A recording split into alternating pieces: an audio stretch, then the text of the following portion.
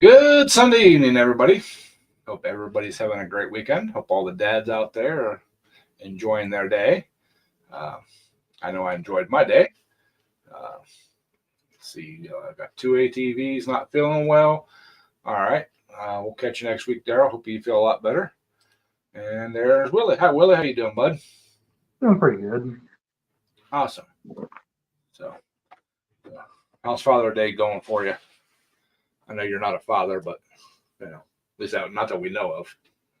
Yeah, we went to Wendy's on our way home from church. Awesome. That's what Dad wanted. That's what Dad gets. It's his day.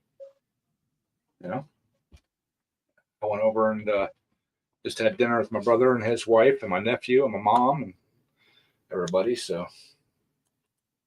There's my options. So, but yeah, I don't know how many we'll get in this evening, but we'll hang out for a little bit, and if we get a crowd, we'll stick around, and if not, we'll just go and do some other stuff. I have a head count on the StreamYard app. Tell you how many people are watching. Well, I see 3 people watching. That's what it tells me.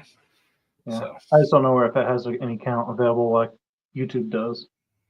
I can't run StreamYard and YouTube at the same time. Yeah. Hey, Renegade, how you doing, bud? Thank you for stopping in. Hope you had a great Father's Day. Even though I have no biological children, I had a great day. Thomas Andrew, how you doing, buddy? How you doing? Hope you're doing all right. Hope work was okay for you today. So, I like that light bar you put on the Sears.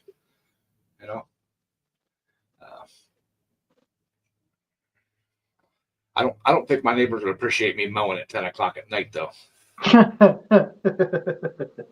Well, I can only work on it when I get back from work, and right. I'm the only guy at the shop right now because the other lackey quit. And to be honest, I'm not happy with working there because I've been working. I get some help from the manager and assistant manager to a degree. When we're really busy, like yesterday, we did over $5,000 worth of work. Yesterday. Wow. We had a ton of tires, a ton of brakes. And by the time I got to the end of the day, it was all I could do to just take my boots off and walk into the house. I was pretty sore because I'd gotten a spasm on the, I don't even know what muscle it'd be. It's not the thigh muscle. It's the one like above your ankle that picks your foot up and down. Your Achilles tendon type area? Not the tendon, but like the back of my muscle below where the calf. Yeah, that's it. I got a spasm there and it like pulled the muscle, so that's been throbbing sore. So if I like pick my tiptoes up and I try to stand on my leg, it kills. Been there, done that. Thomas said he worked in produce today and didn't break a thing. That's awesome, Thomas. Hey, Caroline, how you doing? And so I've been working 45 hours a week, and as you can imagine, it's a little more labor-intensive trying to keep up with all these cars. Oh, yeah. And even with all the incentives and everything, I was getting I divided my take-home, not my take-home, my gross pay, divided by the hours I worked, and I was getting just under $16 an hour, which I don't think is acceptable. No. So to be by myself and doing all this and working an extra 5 hours overtime, and I'm only getting an extra $2 an hour overall for that week, and then I get paid bi-weekly, which puts me in a higher tax bracket too. Yep. So I get more deductions as well. I took home just under $1,100 after 2 weeks of work. Yeah. That's why I don't work any overtime, or as very little as I have to. Because my overtime, it's right around like 11 hours or 12 hours, and then I'm working for straight time again.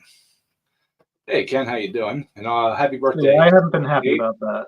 And I think I told you, or I had a comment in their video, how we had a guy that would just decide he didn't want to show up to work one day, and he left without his 2 weeks notice. That's always nice. And supposedly they were looking for a replacement for months. So it's like, really? Yeah. You've been telling me you've been looking for a guy, and now we don't have a guy, and now I'm killing myself. So it's a bit of a sore subject. I'm sorry about that.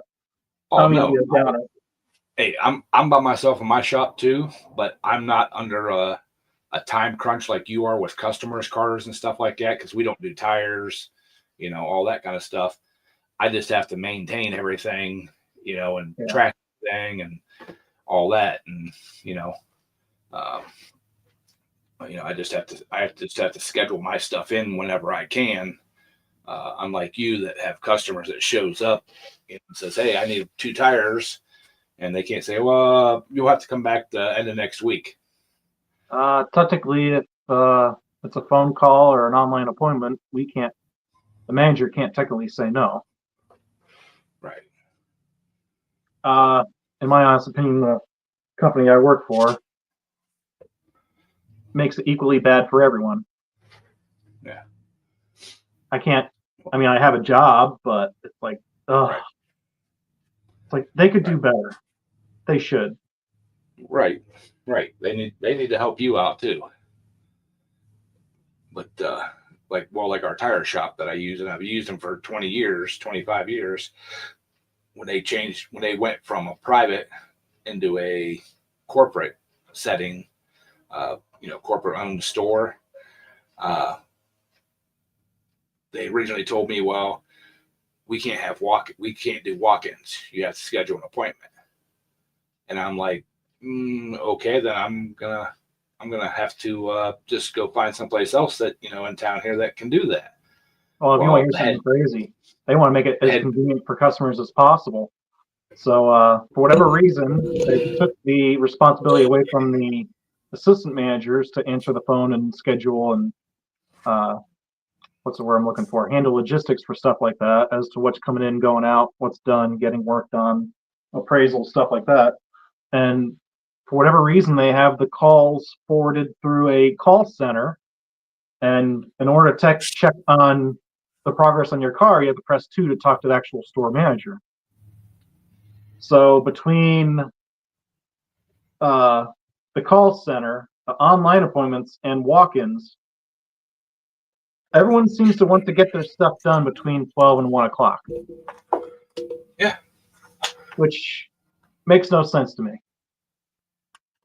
Well, see, like the tire shop that we use, I understand they want to drop it off and pick it up by lunchtime, but it's like, give me a little more leeway because like everyone wants it done by 12, and if they make an appointment online, they might make it only 15 minutes in advance, and I might already have a car in. So it's like, seriously?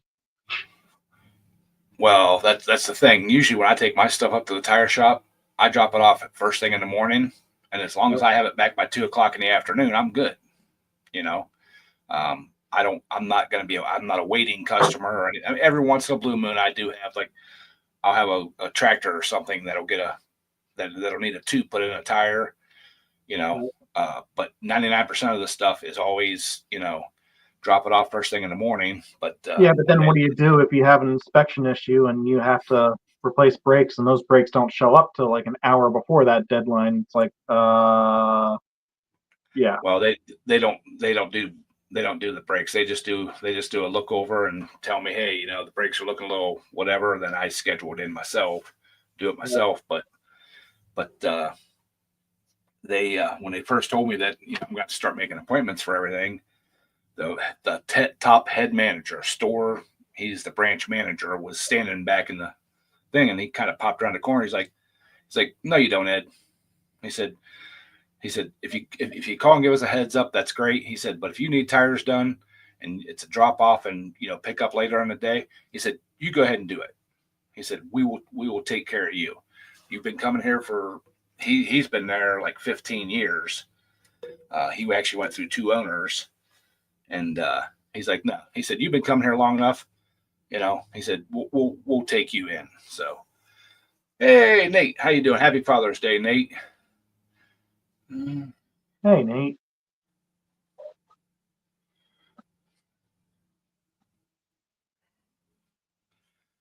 Anyway, did I happen to tell you about the Simplicity I got a couple weeks ago, or no? I don't know if I did or didn't. I think you started to, but I can't remember if you did completely. Oh, okay. Well, I got lucky. The 16 horsepower Briggs doesn't smoke or knock. And I found the Awesome. issue on it. Uh, when you would run it, the exhaust would get like red hot, and if you tried to idle it down, it would like fall on its face. It would backfire into. You wonder what the heck is going on. There's like almost no airflow through the carburetor. So I'm wondering maybe the valves are out of adjustment because they can get tight, and the Atkinson cycle can cause you to lose compression. Yeah. But then when I happened to start it at one point, it's like, did I just see a puff of smoke? I think I did. So I started looking at it, and I could see the puff of smoke coming out from the head gasket. That would do it. That explains the backfiring when you try to crank it up because it was ingesting air from the head instead of from the carburetor, and it wouldn't tune at low speed because of the vacuum leak. Didn't want to crank easy because there wasn't as much compression. And then what I found out after I got the head off is there was a mouse nest about, I don't know, like the size of a 5 horsepower Briggs gas tank shoved into the blower housing. Nice. That golf cart I just put the carburetor on. First day I put the carburetor on, thing would free run, like put it neutral, fine. I took it down through the yard, it ran fine, had all kind of, had power and everything else. Parked it for the night, finished the video, parked it for the night, edited the video up, uploaded everything. Now it'll, if you put it in neutral, it'll still free rev, full RPM and everything. You put it in forward or reverse, and on a flat surface, it'll move. It'll never come up to full speed. But if you get on any little bit of an incline, it'll sit there and run, but it won't go fast enough to engage the belt and stuff. So I'm thinking that the valves are out of adjustment, or I got a dead plug. It's only running on one cylinder, so I gotta tear back into that. I was planning on taking it over to Mom's and let her use it because her electric golf cart batteries totally took a crap. But if the thing won't move, I can't take it over for her to run it. So And one thing I didn't know that this thing was going to do, which is almost comical. I'm sure you've probably seen the movie Uncle Buck. Mm-hmm. Every time you shut this tractor off when it's hot, it'll go ting ting ting ting ting ting, and the metal motor will be stone still. And about 3 seconds after the motor finally comes to a dead stop, it'll puff, and then you'll hear the rain cap from the stack rattle.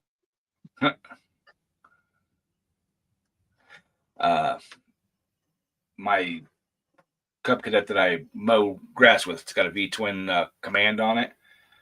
If you shut it off, after you've like been mowing, if you don't idle it down and let it idle for a couple seconds, and then shut it off, if you just shut it off at a medium or a little above, medium RPM, it'll backfire. Is that a cylindrical style muffler, or is it the brick underneath the frame? It's like a cylindrical one. So I'm sure it's a louder one when it goes off. Oh yeah, it's loud. What it's doing is it's still sucking fuel through because somebody has clipped off the anti-backfire. Well, even then, some of them have the charging system wired into the anti-backfire anyway, so they don't do much every time. Not every motor actually utilizes the spark arrestor. I think they're just there for emissions reasons sometimes. Yeah. Well, it's still sucking that gas in, and there's no spark because the coils are dead. It's shooting it out into that hot exhaust, and pop. So, but it only does it once. So, some of these, I was watching a video of Grass Rat's Garage, and he was talking about how these newer motors are not adjustable and they're designed to run lean, and it's not uncommon for even these new tractors to have red exhaust on them. Yep. So you definitely want to bypass one of those backfire solenoids. Renegade says he backfires too. Give him a second.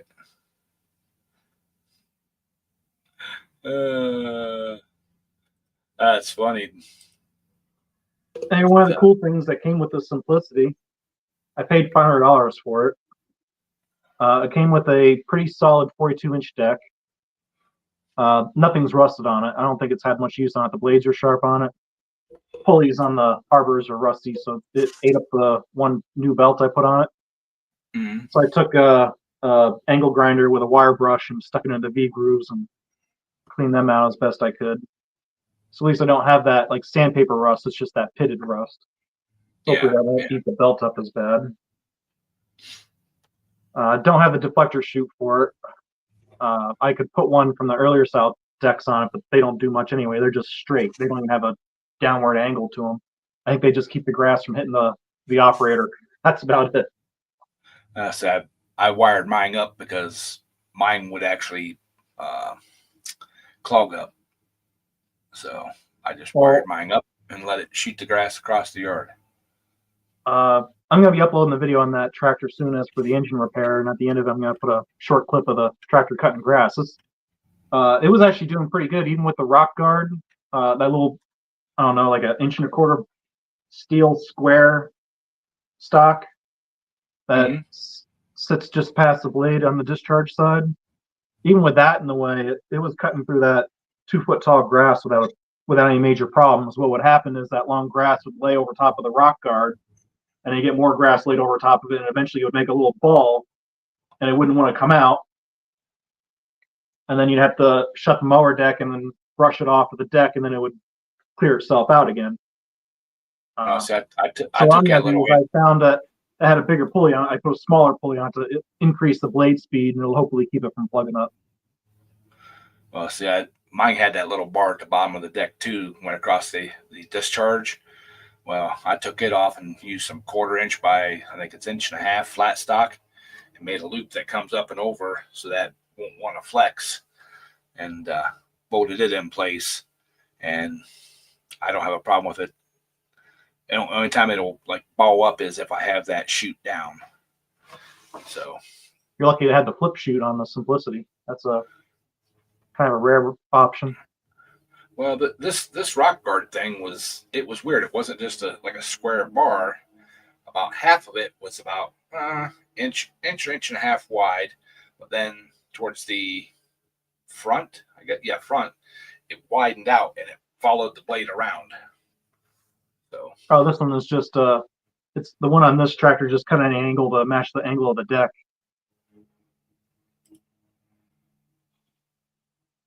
What's up, gentlemen?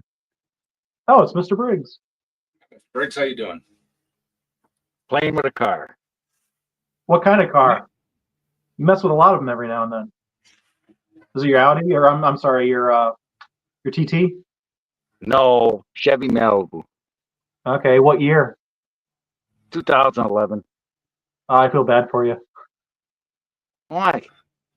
A lot of them got rusty, especially in New York. Don't look rusty. I bet you can guess what I'm doing. So it looks like a new wheel. Looks like a new wheel hub and new strut. Yeah. And let's not forget the broken drive axle. CV axle.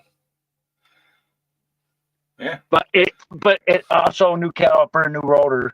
Oh, because they decided to put as you see, undercoating on the wheel caliper. Don't that make sense? Rubberized coating on cars is not a good idea in general. You're talking to a guy that loves fluid film, so yeah. I got that Northeast oil undercoating done on my truck in before last winter when I got it. You got to do it every year, you know. Yep. But I use fluid film. It's a whole lot cheaper. Well, I didn't have the equipment to put it inside the body cavities in the frame. Okay. And, he also has you don't have $50 to buy a spray gun. I'm sorry. Sorry, what was that? You don't have $50 to buy a spray gun? I don't have a place to spray it. Dude, I do it in a driveway on jack stands before. Yeah. I did that for 20 years before I did it left. I've thought about it. I just haven't spent the money on the tools. But AutoZone decided to screw up. They're trying to tell me they sent me the right drive axle. I'd say they didn't. Looks like the wrong side. Bingo. If Good. it's a Dorman, it's probably box strong. It ain't a dormant. Right? It's hard to see in there, I know, but it sure in hell don't look like that.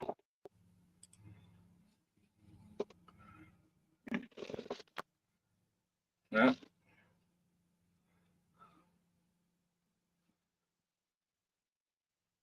No, I think that's supposed to be a male side on and it goes inside of a female on the carrier bearing. I think the one you have is designed to go into a transmission where you have the female side. Exactly. But I bought new top sway bar links, new caliper. I bought Ray Best's Element 3. New bearings. I might be doing front struts and sway bar links on my brother's Toyota Sonata, the I got minivan. new drilled and slotted rotors for the front of my Canyon. Rock Auto, man. I did everything Rock Auto, but the link, the drive axle. Well, I found Detroit axle, the struts, complete strut, not just the shock absorber in the middle. The whole, it's a quick strut, and the links, $185 for both sides, complete plus shipping. That's what I did here. These are $59 for the Monroe quick strut. $59 for both at Rock Auto. Mm-hmm. Yeah, I've been using a lot of the Detroit axle stuff, and I'm pretty impressed with it. So. Oh yeah, but you know, I'll tell you something. This you'll like, Ed. I mean, anybody want to look? See, look at this. That's Ray Best's Element 3. I really wanted Ray Bestis for my truck, but unfortunately A&A by me closed up.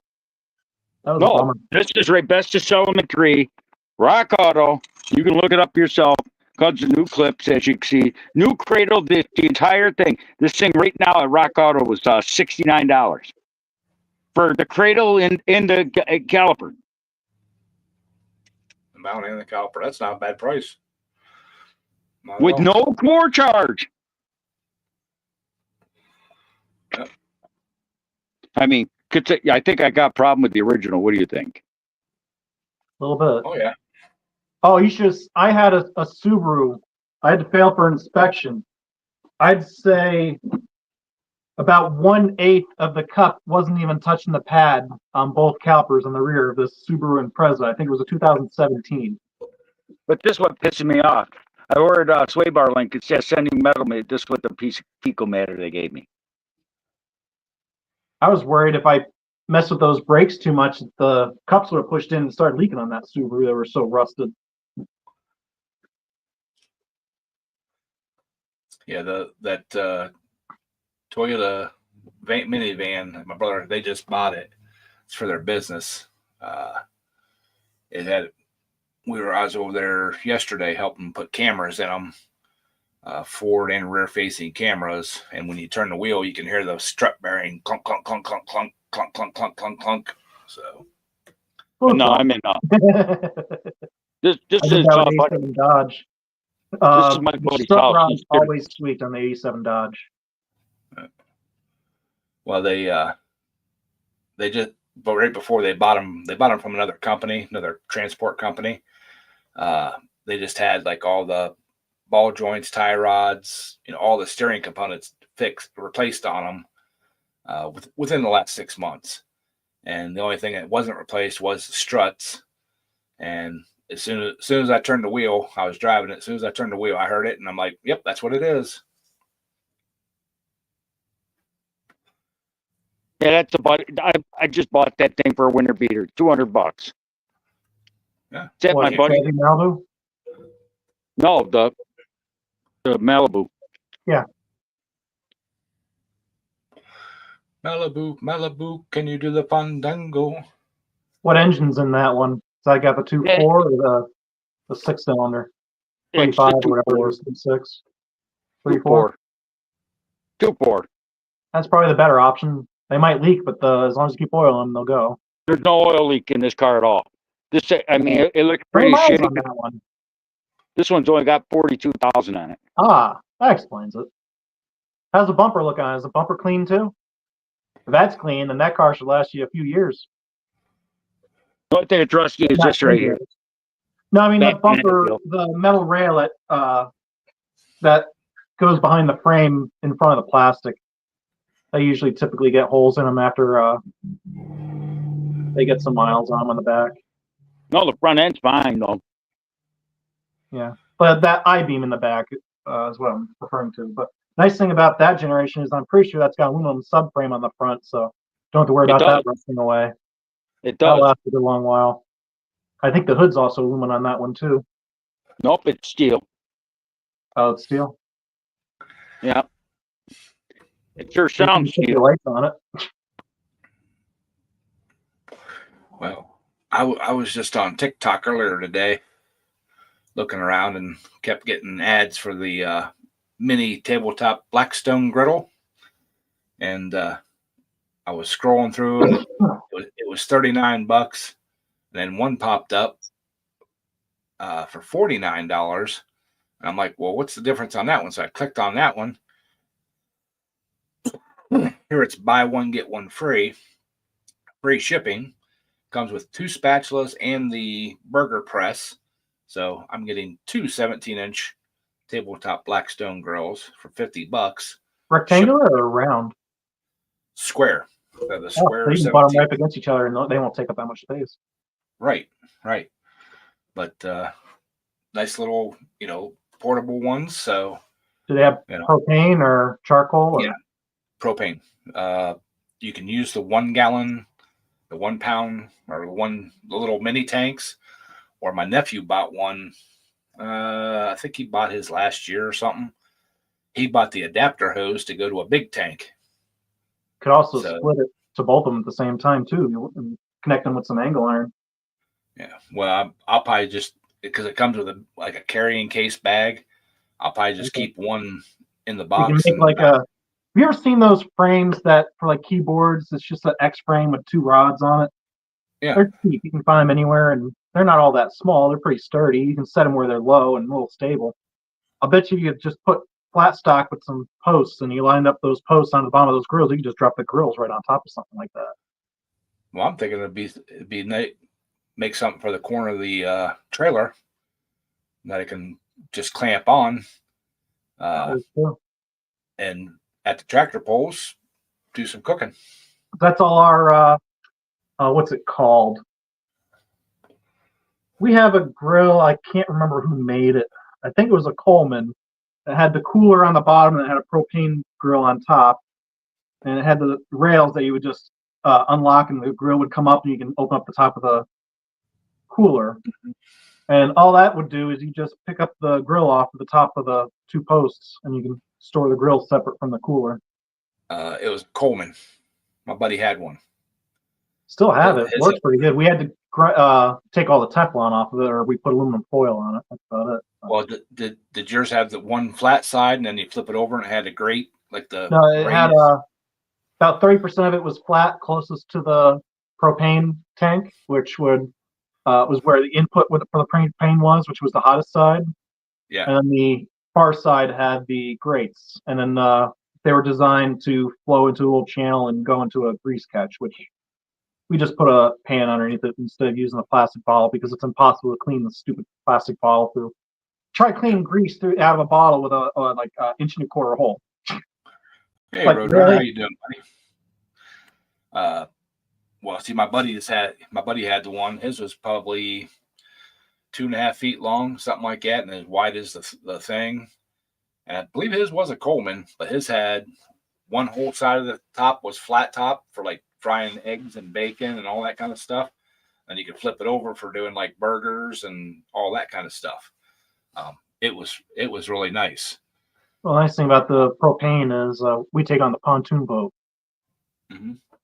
You can just store it nice and flat, and it doesn't take up a lot of space. Yeah, but I was thinking, it's low enough I can fit it underneath the tonneau cover of my truck. I can go to the tractor poles, and just pack some stuff that I want to cook and You know, we'll And have there's one we'll have time I took that propane grill out to fairgrounds for Jacktown show, and I put aluminum foil on top of the grate, and then I set a aluminum like lasagna pan on that, and I put a bunch of onions and peppers and bratwurst in on it. And I put that thing on high because all that aluminum is kind of insulative, and let that thing sit for like 3 hours. Well, years and years ago, uh, I didn't have still a have it boiler, out. which kind of sucked though. Well, years and years ago, I had a regular portable mini grill, propane, ran off the small tanks, uh, and it started out with just me and my buddy. I'd take it to every tractor pull. We'd get hamburgers or hot dogs. Like one week, I'd provide the hamburgers, he'd buy the buns and the toppings and stuff. And then the next week, we'd flip back and forth. Well, then a couple other guys that we pulled with are like, "Hey, that's a freaking good idea. Can we get in on this? Use your grill." I'm like, "Sure, but you're first time around, it's your turn to bring the meat and bring enough for everybody." So we do hamburgers. That went on for about half the season. Well, I ended up being like 10 people, and the very last pool of the year, the guy that was doing it bought New York strip steaks, about 3/4 inch thick New York strips. We could only get 6 of them on the grill at a time, but we had New York strips and baked potatoes because the one guy brought a it was like a charcoal type grill. You wrap the baked potatoes in kind of butter or any vegetables or anything, or just set them right Oh yeah, we had all the fixings, but he used that charcoal grill when he first got there. He lit the charcoal grill up and had a whole bunch of potatoes wrapped in foil, and just threw them on top and let them cook all day long. I mean, like 3.5 hours. I mean, they were literally fall apart. And so yeah, we had steak and stuff, and then the one time we it was a real early morning pool. We had bacon and eggs. We started out with bacon and eggs. There's a pool place by me where they actually had a little mini tent style concession stand that they would have stuff going. You could buy breakfast or lunch. Where I pool at now, it's an actual facility. They have a kitchen and everything down in the thing, but they have a little mini building up there from our old track that they brought in, and they'll have. I mean, it varies. Like one week they may have cream chicken over sandwiches. They had pulled pork one week, hamburgers, hot dogs usually, but they always have like 3 choices. They got nachos, they got canned pop, water, and everything is sold at cost. Basically, they're not making a profit on it. Yeah, that's the best way. And it's people from the venue where we pull at that actually work it, and then every once in a while, people will donate, like last year, about mid-season, when I found out that they were selling the stuff at their cost and the people that were working it weren't getting paid. They were just volunteering their time. I donated like $60 is what I had left over. So, just to help offset the cost. And then this spring, the club itself bought them, I think they bought them 6 cases of water, a bunch of pop, a bunch of like napkins and all that kind of stuff. So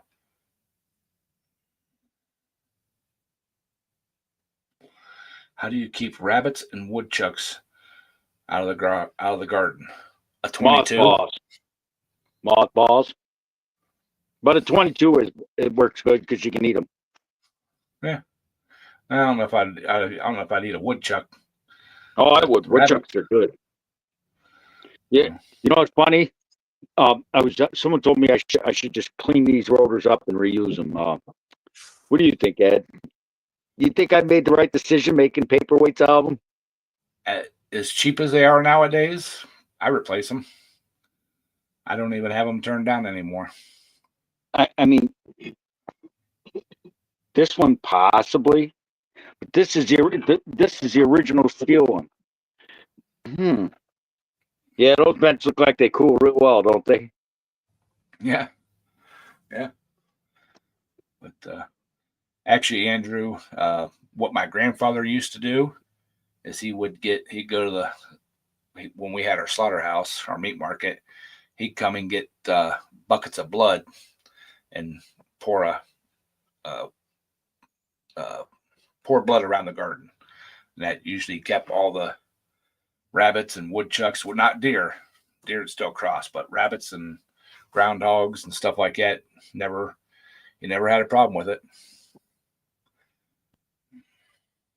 What we typically do is we've had a have a heart trap, and you have to add some weight to the paddle because groundhogs are not very heavy.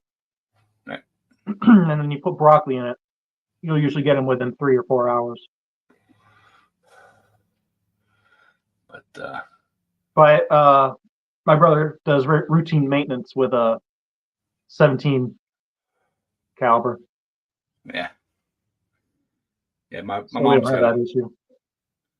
My mom's got a 22 long rifle sitting by the back door that she takes pot shots at the groundhogs that live under The her funny thing barn. about the 17 caliber is while the wind blows it around, you don't have to adjust elevation. Yep. You know, it's the scope is like 1.5 inches higher than the bullet, and they're gonna cross at about 150 yards. You just aim like 1 inch ahead above. But surprisingly, if you don't get them in the neck or the head, they'll run with their guts hanging out. They'll keep going. Hi, Adam. How you doing, buddy? That high velocity shocks them and knocks them right out, dead. They fall. Yeah. Well, my brother's got a 17 that he takes over to mom's to take care of the muskrats. I didn't think Hydroshock was a big deal until we actually had a comparison of like 22 long rifle, you know, the little short ones that. Yep. It doesn't kill groundhog easy. You gotta hit him dead on if you want to kill him with that. But that 17, as long as you get it in the head or the cavity or their chest cavity, the Hydroshock, what do you call it? The hydrostatic shock just obliterates everything. It's scary. Oh yeah. You ever seen a high-speed video of bullets hitting ballistics gel? I mean, this little tiny bullet makes a hole that big. Yep. I had a buddy that used to like to go out groundhog hunting with a 50 cal. Mm-hmm. There's no cleanup left. There's just a red stain. My brother did that with 12 gauge slug once. He kind of did it unsportingly. He'd be 600-800 yards away and see him. Didn't know what hit him. Oh yeah, you just see a red mist go. It's like, yep, you got him. He's like, I know. But like he said, that gets expensive. He said it's fun. He said, but it gets expensive. So I don't even want to think about how much that would cost because 15 years ago that was $5 a shot. mm-hmm. That was before Bidenomics. Sorry. Well, that's probably when he was doing it 15, 20 years ago. So, but yeah, I know with that brass, you can only reuse it a handful of times, and it gets super thin because it's such high pressure, and there's very low tolerance on those shells.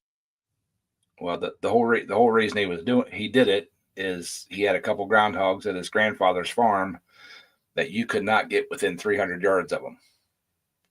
I mean, even if you tried to sneak up on them things were so old and so in tune to what was going on around that, I mean, they'd be gone. So he's like, I'll take care of these suckers. And he'd sit up by the barn and he could see them, watch through the scope.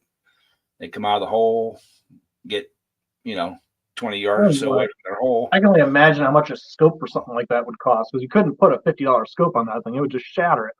No. He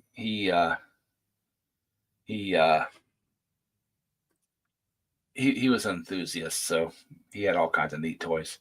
My brother got a fixed power for his one gun. What does he shoot that?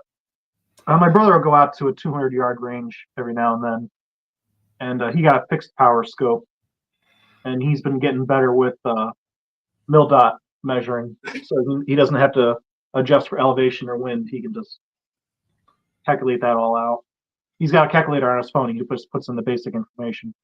I mean, you don't have to worry about Coriolis effect until you're shooting over, 600 yards. I think you'd probably have to take that into account a little bit.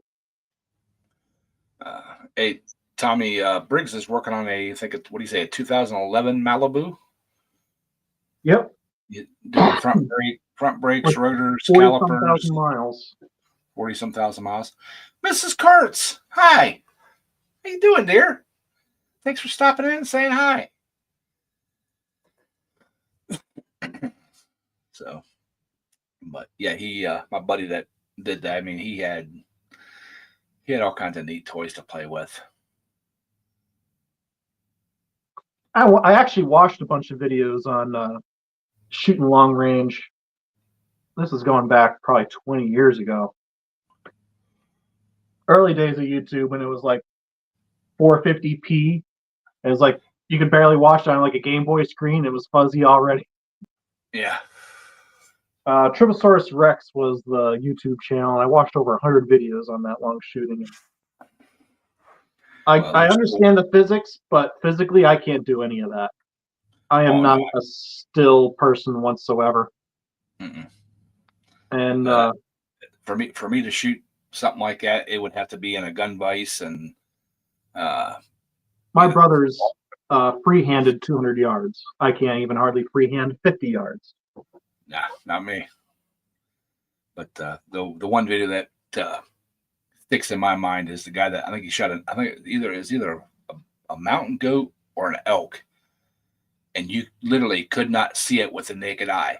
He had a spotter, and they found it with a spotting scope, and you could literally hear the gun go off, and they're shooting like video through like the spotting scope. You heard the gun go off, and then all of a sudden, like 3 seconds later, this thing drops, and they got it.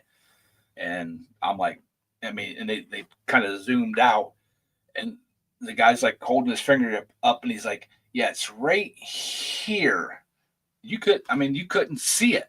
I mean, I'm like, damn, now you got to go get that bastard.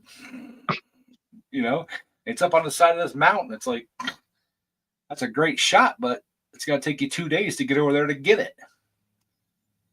You know, because they were like on one mountainside, and whatever they were shooting at was on the other. And they had like a long way down, a long way back up to get it. So, yeah, even watching Tribosaurus Rex, you could watch the shockwave, and it would be a 1.5 second shot to go like that 1,000 yards. You really watch the shockwave, and the funny thing about it is it's straight at first and still going up, and then it's surprising how quickly they lose velocity, especially you're going shooting uphill, and then they start dropping, and all of a sudden they just make a very steep drop the further out they go. So when you're shooting that kind of distance, you might be shooting 8-7 feet above it, and it just drops in on them. Right. Yeah, it's amazing how they calculate all that stuff for them long range shots and stuff like that. And it's like, wow, you know. And the drop zone gets tighter and tighter the further out you get. Yeah.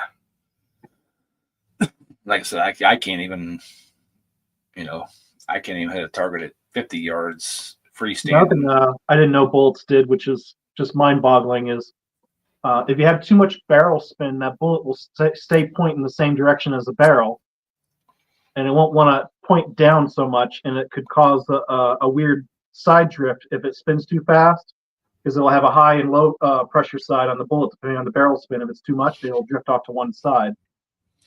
So the one guy was actually saying you got to kind of figure out what barrel spin you need for what powder load round you're running, because the bullet needs to go at a certain speed to spin at a certain RPM. So you actually have different variants in barrel twist.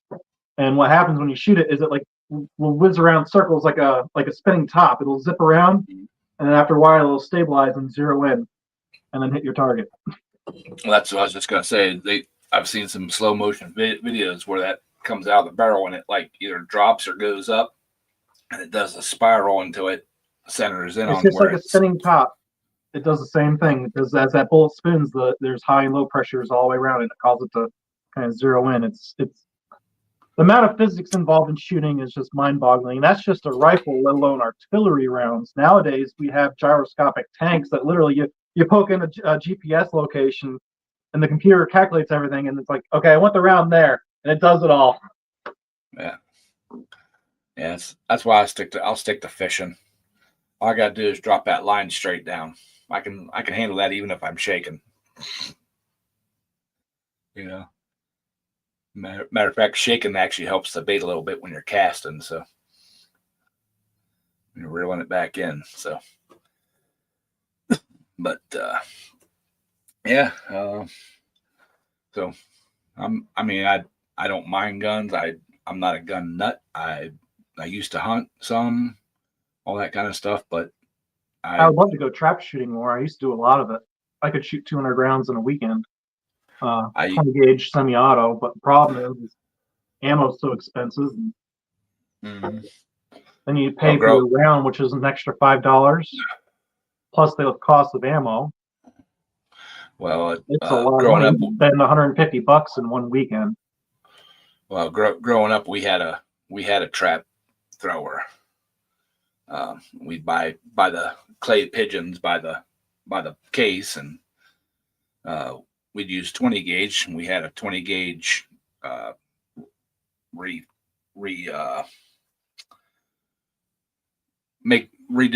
the shells ourselves. Reloader. Yeah, reloader. Sorry, brain fart. So we could go out and shoot 50, 60, 70, 80, 100 rounds, and at that time that was 30 years ago. It was cheap to go out and do that. I mean, I think a box of clays at the time was like $15 or something like that. I think there's 100 in a box, and but just had to be careful and look at the clays, look at the pigeons before you put them in the thing, because if they had a crack in them, they weren't coming out. They were just dust. Yeah, and sometimes if you have that dust get in the wrong spot, it won't reload properly and shatter the next one, and the next one, and the next one. Well, this was one you just. Anyway. This is the one, yeah. You just pull the arm back around and latch it, and then you could put 1, 2, 3. I think you put up to 4 a minute at a time. But it was pretty funny if you put a cracked one in for somebody and they pull, and they're looking for it. It's like, yeah, it just turned to dust. So, but they were talking about that. There is a clay shooting place here local to me, and they were talking about how long it has been there, which it's been there my whole life, by over 50 years. How much contaminated dirt there is out back behind that from all the lead and stuff. Start doing some prospecting, right? I don't even know if I'd want to, because it doesn't help that across the street from it was a cement mine where they did they mined for cement, cement and clay and stuff like that. And there was places that we used to go after the plant had closed. We used to go back in and kind of ride 3-wheelers and 4-wheelers and trucks and stuff like that. Place where you could swim. There was like a dive off place. I know it was deep enough that at one point in time, somebody ran a pickup truck with a flatbed trailer with a backhoe strapped on it. They ran it off the edge for insurance, and it was deep enough you couldn't see it from the surface. And the water was crystal clear. So the only reason they found it is because somebody lost something down in there. I don't know what they lost, but the people went down with dive suits and they found it and called the cops, and they come up with cranes and wreckers and everything else and got it pulled out, and this is it. And they figured out what had happened. But yeah, it was deep enough that you could not see it from the surface. So And of course, there was other cars and stuff down in there too. So Yeah, you know where it gets out. It's like, hey, there's a hole over here. You can make stuff disappear. yeah. Well, There was one time here in Pennsylvania, there was a coal mine that got too close to a river, and it caused a breach. I can't remember what river it was. So they had to fill this hole in because it's basically an underground city of a coal mine down there. Uh-huh. And they were throwing railroad cars down that hole, and they just disappeared. Well, what they found, because after they found that backhoe and stuff, they sent more divers down, and they went down far enough that the sunlight wasn't protruding down through. And what they found out is probably when they went down, there was actually a rock ledge that went out, and there was about a 25-foot opening along the one side that it went down and around. Well, they went down probably another 30 feet. And they're like, nope, we're coming back up because we don't know what's below that, and we're not going to get in a cave in. So, yeah, it was. Because then if you have to get out in an emergency and you'd have to set off your airbag to go up quick, you don't want to be hitting your head off of stuff. Right. So, yeah. And then you also get into the hazard of if you lose your mask, you can't see to get out. Mm-hmm. And then your spare air supply might not be ample enough. Right. So they were like, yep, that's as far as we want to go down. Because, I mean, people have like dropped weights with ropes on them and measured the bottom. That's why the divers went down, because they wanted to see exactly how deep it was. And it was way deeper in it because they were. I remember seeing a YouTube video.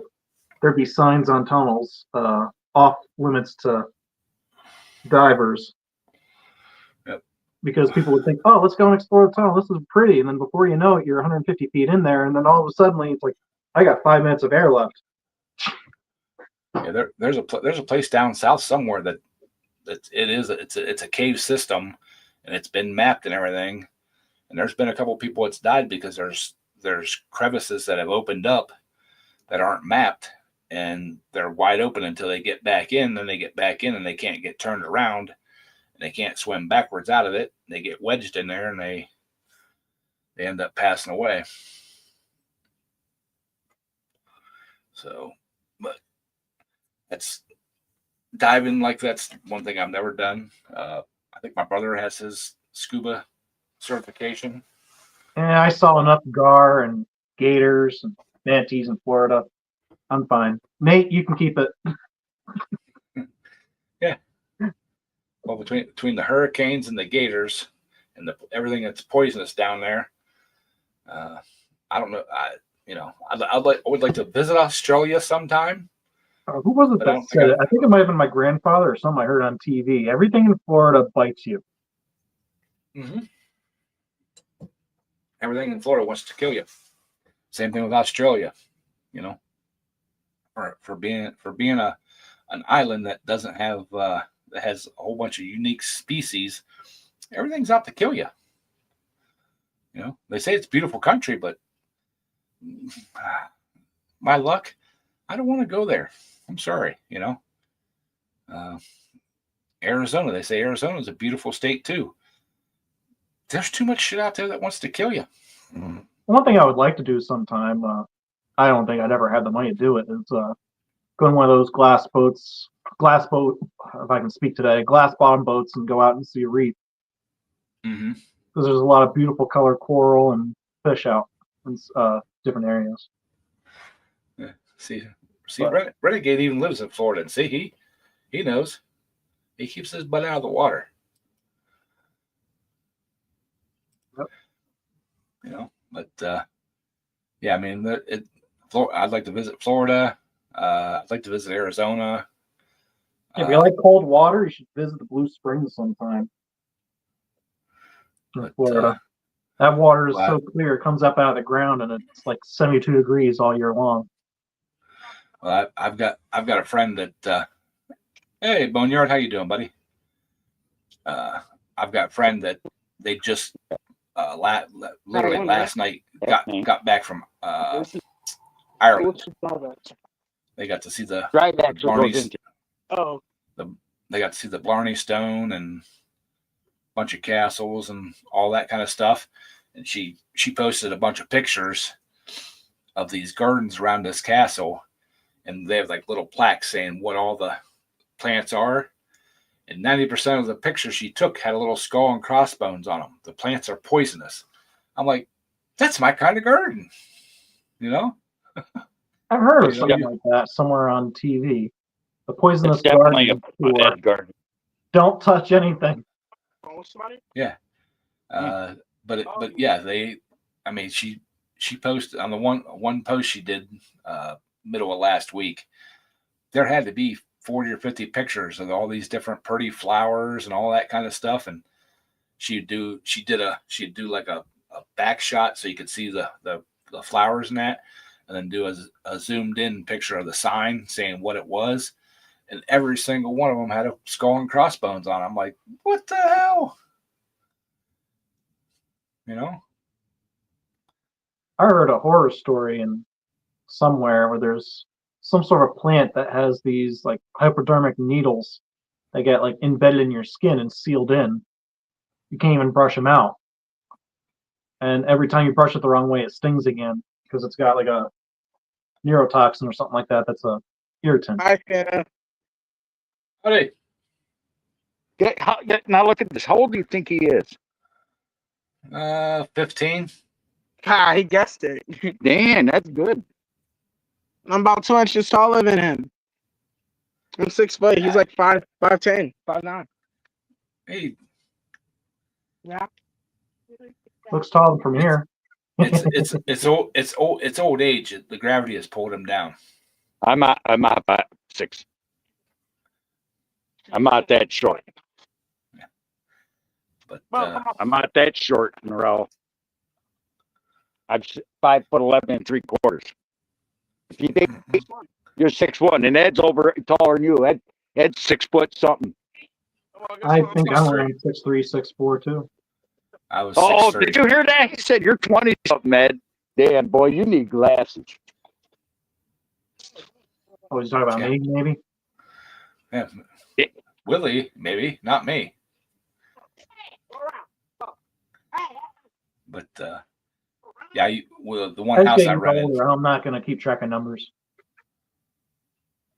Norrell, Ed ain't Well, giving you any more Christmas stuff just because you're trying to butter him up. Ed, don't butter up. Do you want butter up, Ed? You got to buy him a pulling tractor. I rented a house one time and had a cactus plant outside the front door. I didn't know anything about this thing, and it was one of the ones that had the big wide, like teardrop shaped things on it. Springtime come around, I'm weeding the garden and everything. I'm like, well, I'm gonna cut this thing back, and I grabbed a hold of it, cut it back and everything. All of a sudden, my hands started feeling weird. It was the one that had those little hair needles on it, and I got like embedded in my hand, and it took me about an hour with a magnifying glass to pull every one of them things out. I hated that thing. I tried to kill it every winter. We were there 2 What, winters. just grows wild? Well, it was right in the corner of the flower bed, and it was just a rental. So they didn't want us. We could add flowers to it, but they didn't want us pulling any of the shrubs or any of the other flowers and stuff that were there out. So I made sure every time whenever I plowed snow, I'd run right up over the corner of that sidewalk right there. And when I was walking in and out of the driveway, coming in and out of my truck, I made sure I stepped right on that bastard trying to kill it. Is this on the school grounds? No. This is at a house I rented. Oh, okay. It was there was a front door, and it kind of come out, and then it made a 90, had like a little porch, sidewalk come down right in front of the garage, and come down right in front of the garage. Well, right on the corner of that sidewalk, because the flower beds kind of went right along that sidewalk and then across the L shape of the house. It's right on that corner right there by the driveway. And like I said, I'd step on that thing, stomp on it every time I come through. Hazard. I don't know, but We even asked him if we could take it out.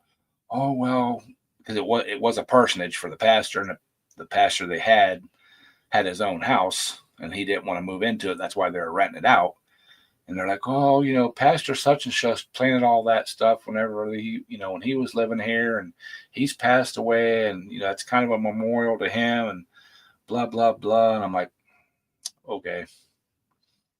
So, all right, y'all. It's been an hour. I appreciate everybody hanging out, and make sure you hit that thumbs up button, and appreciate Willie coming up. Thank you, Mr. Briggs, for hanging out with me, and we will catch you guys all next week, and happy Father's Day to everybody.